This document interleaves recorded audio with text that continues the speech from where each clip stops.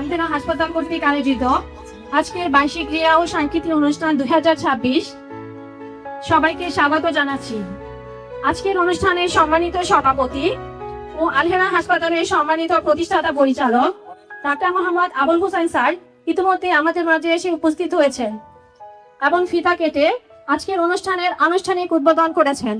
এছাড়াও আমাদের মাঝে উপস্থিত হয়েছেন আজকের অনুষ্ঠানের সম্মানিত অতিথি প্রফেসর শেখ মাহমুদ আলম স্যার, উপদেষ্টা আলহেরা হাসপাতাল। সম্মানিত অতিথি প্রফেসর মুমিনুল ইসলাম স্যার, উপদেষ্টা আলহেরা হাসপাতাল।